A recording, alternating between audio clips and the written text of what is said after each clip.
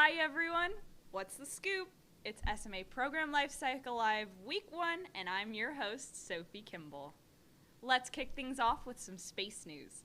I actually have a trivia question for you all from space.com. Which private spaceship, who's a client of SMA, did billionaire Jared Isaacman want to take to the Hubble Space Telescope?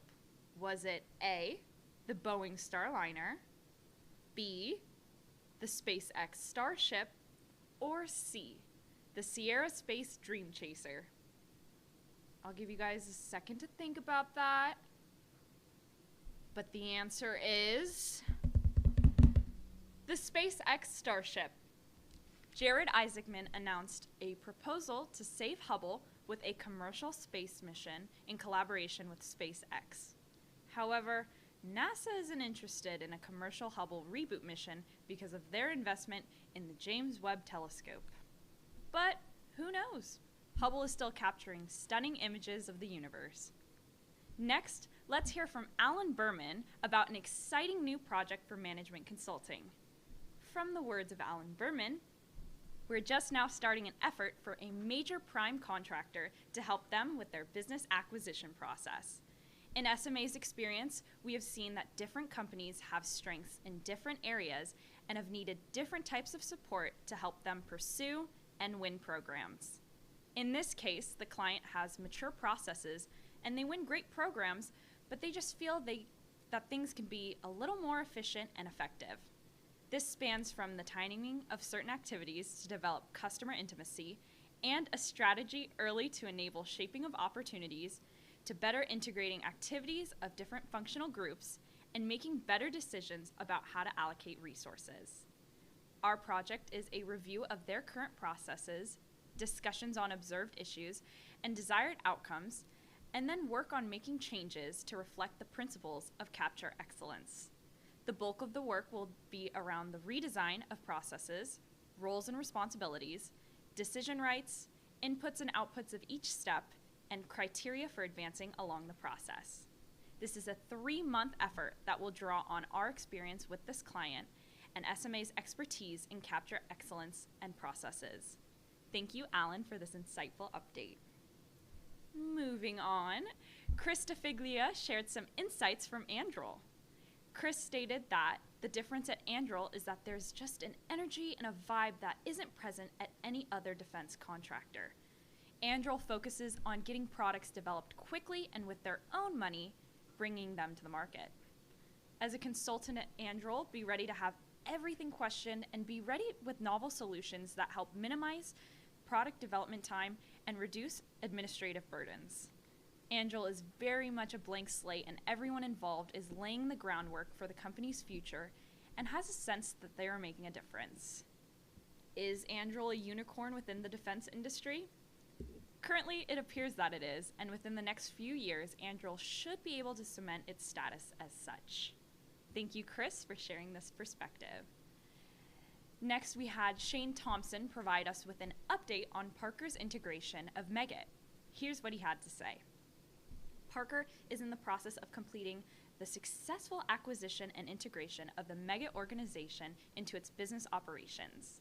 Beginning September last year, the integration effort consists of 32 functional teams responsible for overseeing the integration for their specific functional areas. The effort has been lauded as an overwhelming success as the teams close out Parker's fiscal year. The integration has been led by Barry Draskovich, VP of Contracts and Programs for Parker Aerospace.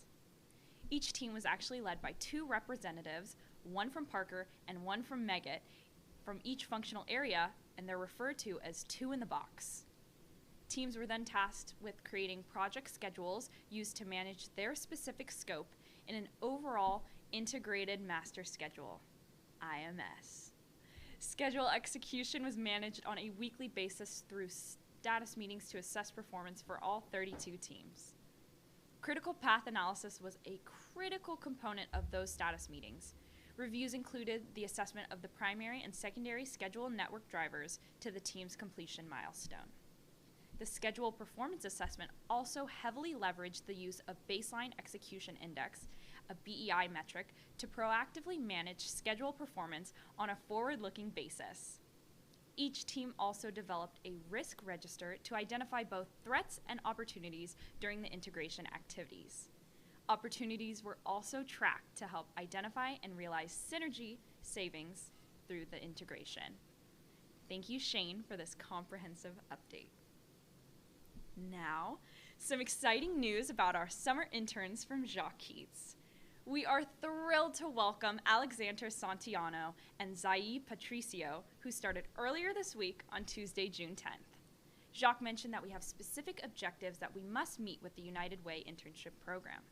While we want the experience to be educational and fun, more importantly, we want to expose our interns to what a professional organization looks like. With United Way and SMA, our interns have a great experience while learning a little bit about working in a professional environment and are inspired to follow their own career aspirations. Thank you, Jacque, for this wonderful announcement. Next, we have finally posted the latest opinion piece by Greg Treverton, former chair of the National Intelligence Council.